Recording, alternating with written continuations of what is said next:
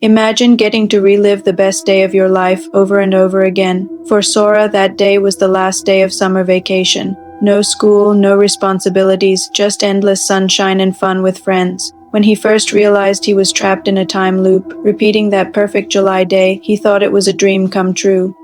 An eternal summer where nothing really mattered. He could do anything he wanted, say anything, and by morning everything would reset. It was a perfect, consequence-free paradise. For a while it was bliss. He mastered every arcade game, learned to play the guitar, and relived his favorite moments countless times. The world was his personal playground. But paradise has a price. Slowly, almost imperceptibly at first, things started to change. The loop began to fray at the edges. A familiar face would suddenly have no eyes. The sound of cicadas would distort into a screeching digital noise. Entire buildings he knew his whole life would vanish for a few hours, leaving a pixelated void. In their place, the world wasn't just repeating.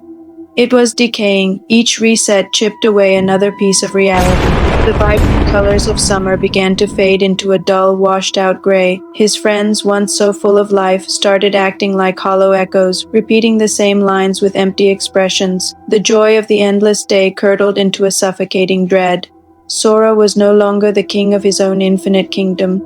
He was a prisoner in a crumbling digital cage. He was alone, truly alone, in a world that was forgetting itself. And he realized something else. He wasn't the only one aware of the decay. In the glitches, in the moments where reality flickered and stuttered, he would catch a glimpse of something.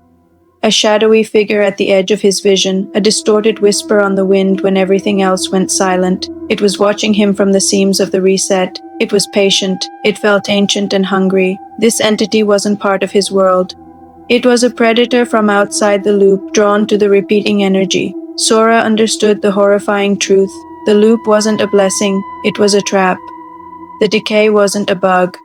It was a feature. The world was being systematically erased, and with it his own identity, his memories, his very soul. The entity was waiting for him to become so worn down, so thin from the endless repetition, that he would just break. It wanted to snatch what was left of him when he finally dissolved along with his world.